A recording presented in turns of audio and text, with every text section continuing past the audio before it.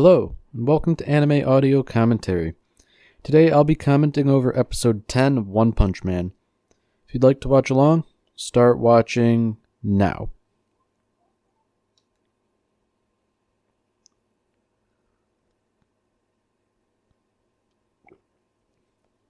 So I believe the last scene we saw after the credits of the last episode was a fortune teller, and she was sort of giving this prediction that the world is in big trouble. And it seems like this might be related. A sort of Godzilla-type creature. And curiously enough, he mentions the Deep Sea King by name.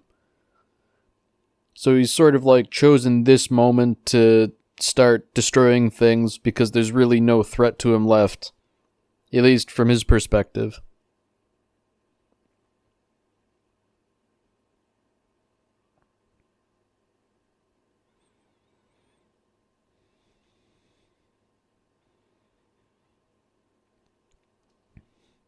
So this is Tatsumaki, and we've seen her a little bit before, mainly to show off that she's got a really big, full of herself attitude.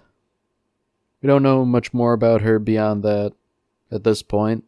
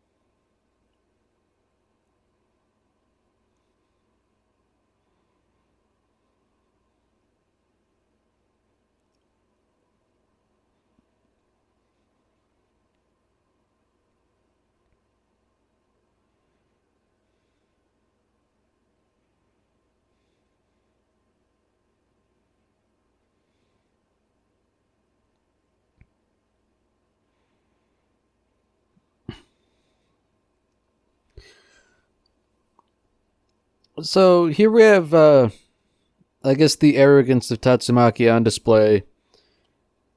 You know, while this giant lizard, the Ancient King, as he calls himself, is talking, she takes the time to answer a phone call. And it's almost similar to what Saitama does, where he just sort of like zones out while people monologue at him.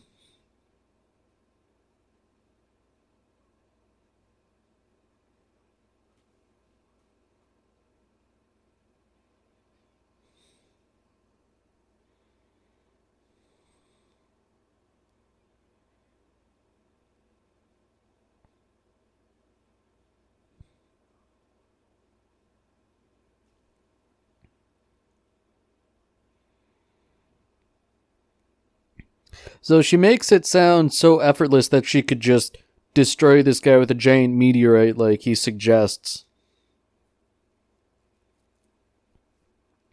Of course, for her, someone with such mighty psychic powers, it is pretty effortless.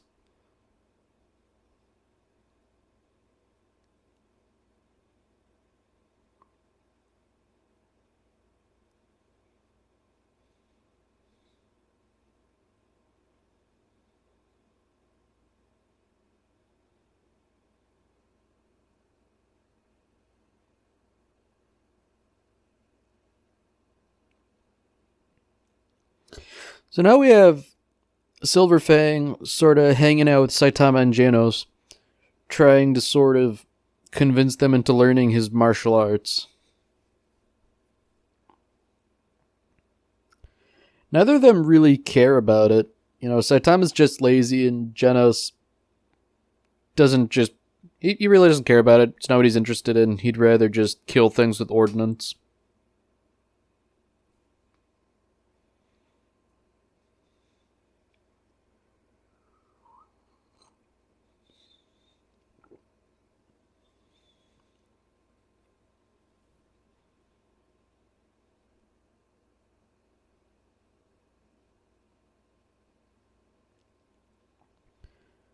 So here we have a little foreshadowing.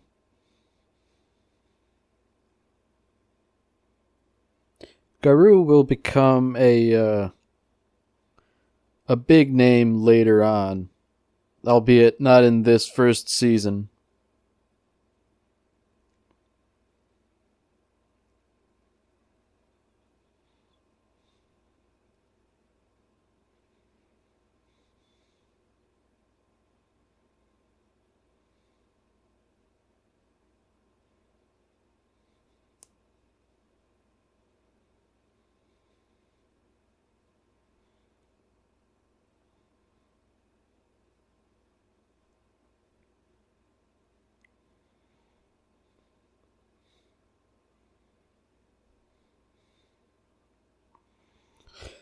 So there's something big that's going on. All the S-Class heroes have been summoned.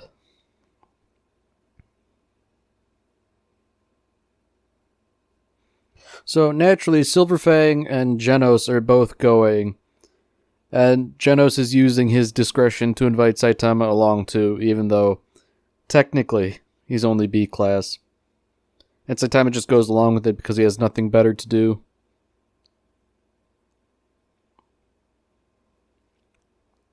So this is where we meet the bulk of the other S-Class heroes.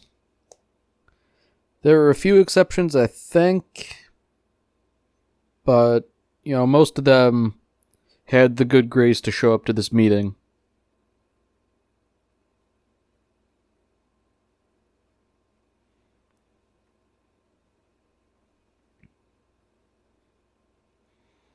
So as Saitama quickly finds out, Genos and Silverfang are probably the most normal of all the S-Class heroes. The rest of them are pretty eccentric in one way or another.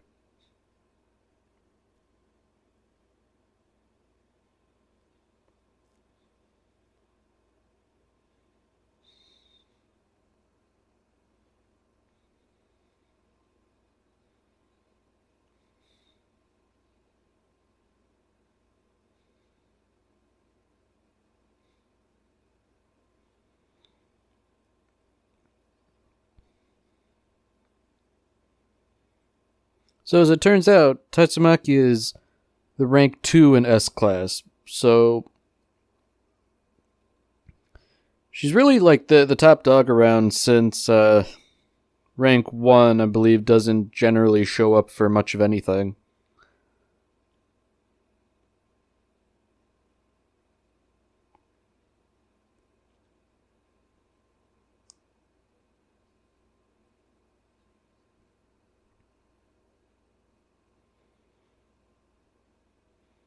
So now we have all the S-Class heroes sort of assembled around a conference table.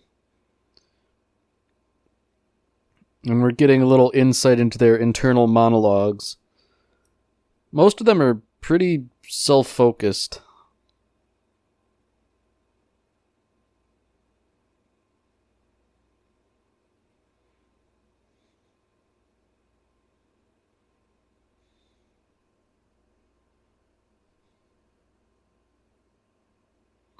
So notably, Metal Knight is absent. He was one of the more egotistical heroes from before, so, it makes sense that he sort of wouldn't really drop everything to show up just because the Hero Association summoned him. Likewise, the rank 1 hero is also absent, but that was, as I understood it, more of a, a habitual occurrence.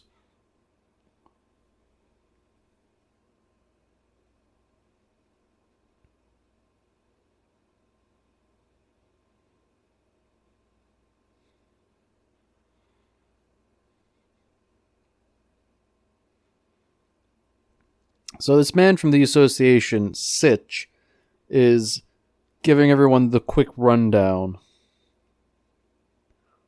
And according to him, that this is no less than essentially saving the entire Earth.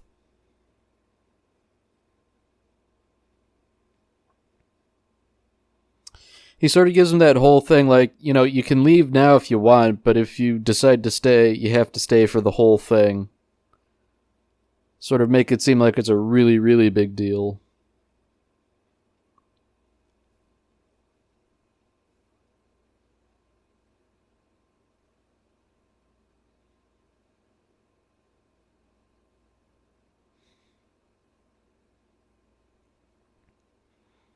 So Metalbat especially sort of stands out because he's even threatening the people from the Hero Association.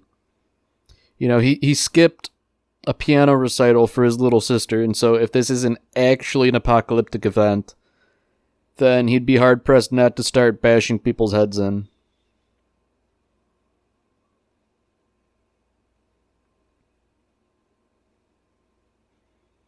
So Sitch's announcement that the fortune teller being dead, that's enough to get everybody to sort of shut up and stop arguing.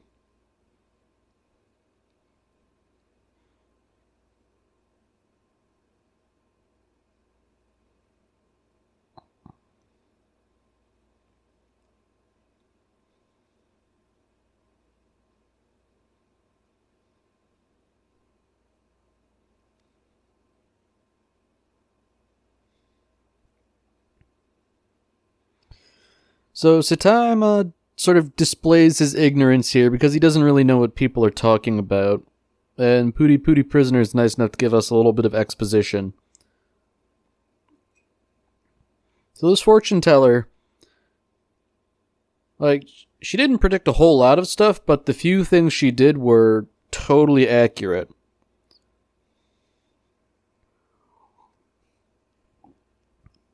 Trouble is, her last prediction is both incredibly vague and apocalyptic.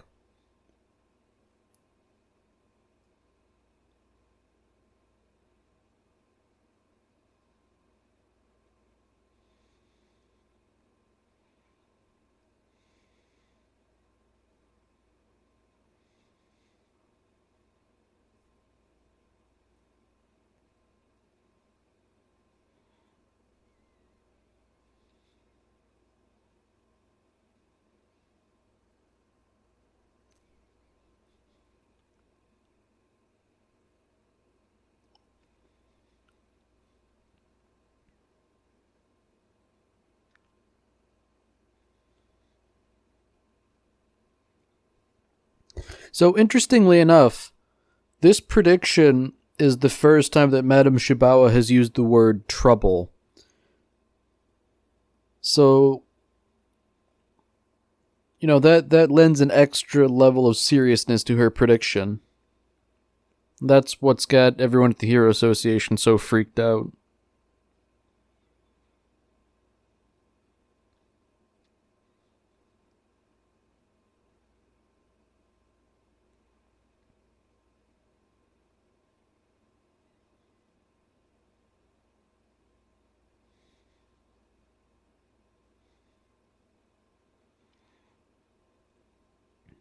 So almost as if on cue, Saitama says that this big earth-shattering event could happen tomorrow or even today.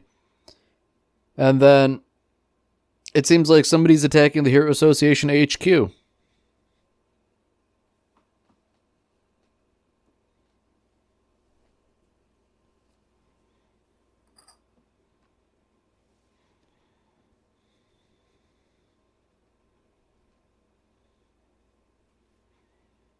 So in this case, it's the Sky King. And he in and of himself is likely not the big threat Madame Shibawa had in mind. And this turns out to be the case because he actually gets killed pretty swiftly.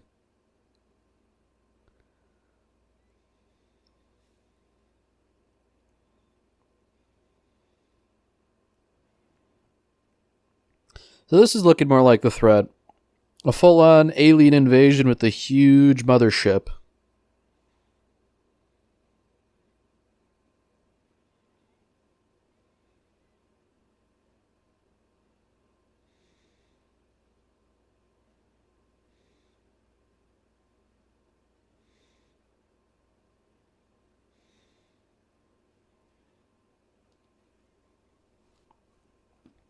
So things have already started hitting the fan. The building's relying on emergency power. Communications are all knocked out.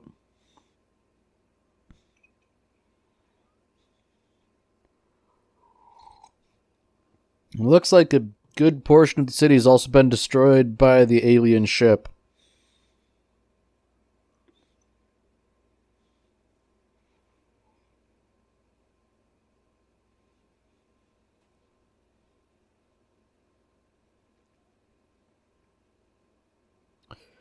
Even worse than that, the alien that had killed the Sky King is now preparing to start slaughtering civilians.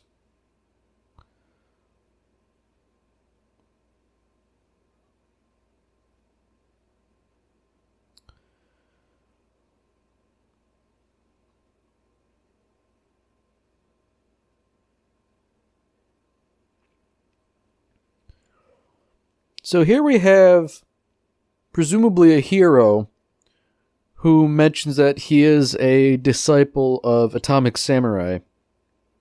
And if I recall correctly, he was rank 4? Something in that neighborhood, one of the S-Class heroes.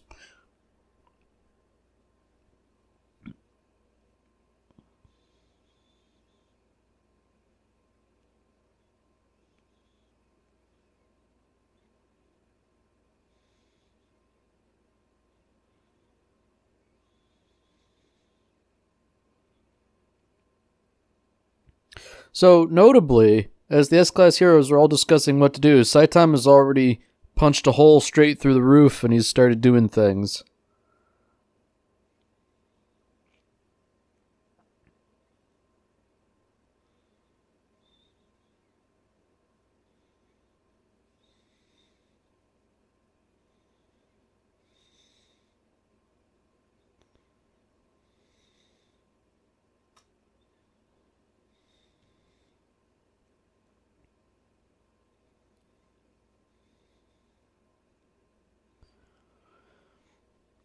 So Atomic Samurai's student appears to be in fairly dire straits. The monster he's fighting is able to regenerate, so no matter how much he cuts it with his sword, the wounds just knit themselves back together.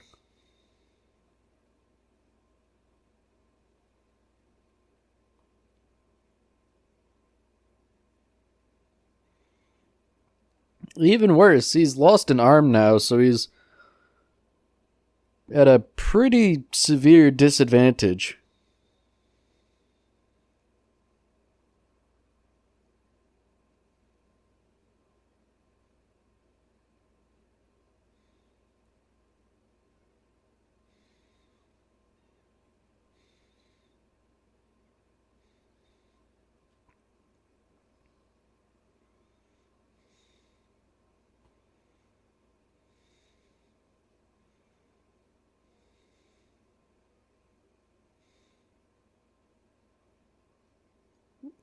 So Atomic Samurai shows up and he saves his student briefly, and he manages to dice the alien, but even that proves fairly ineffective. It really only serves to slow it down briefly until it reforms.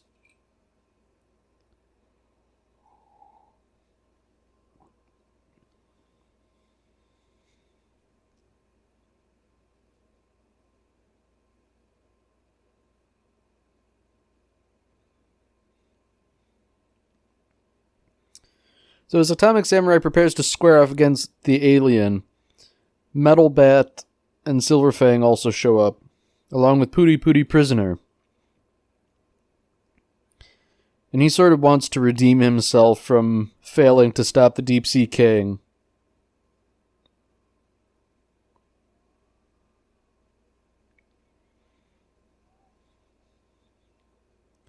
So back in HQ, everything's in total disarray. And understandably so, considering most of City A just got glassed.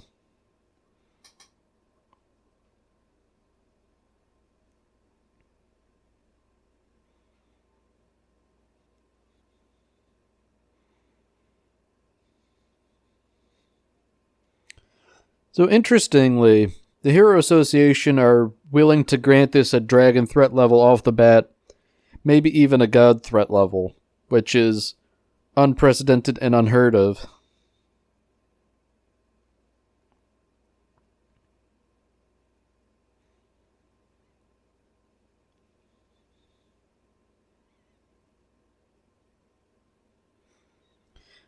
So everybody's asking King for his advice.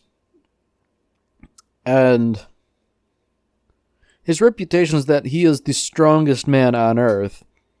And even he says there's really nothing he can do to the ship because it's too far away.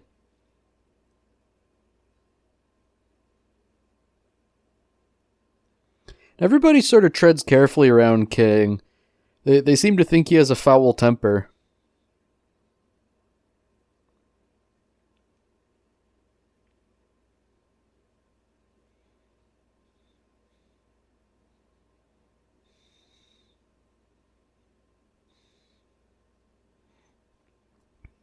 So there's dissension amongst the ranks, and Darkshine here, he sort of says that about everyone, it seems like, that if you piss them off, they'll kill you. He said it about King, he said it about Tatsumaki. Likely true in both cases.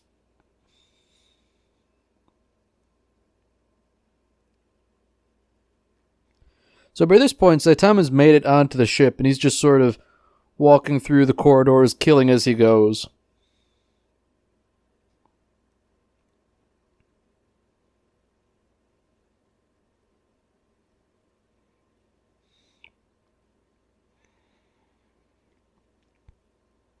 He even managed to handily dispatch what looked to be a fairly impressive alien. So one could assume that that alien was, I guess, part of the command structure or something, but, none of that matters to Saitama. Might have put up a bigger fight against someone else.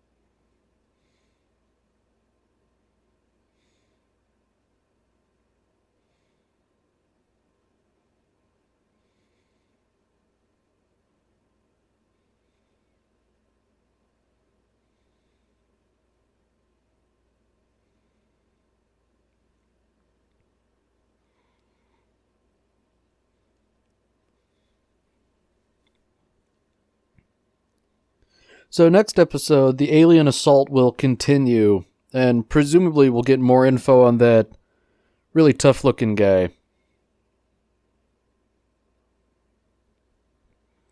Alright, well that's it for this episode. If you've enjoyed it, then by all means, tune in for the next episode.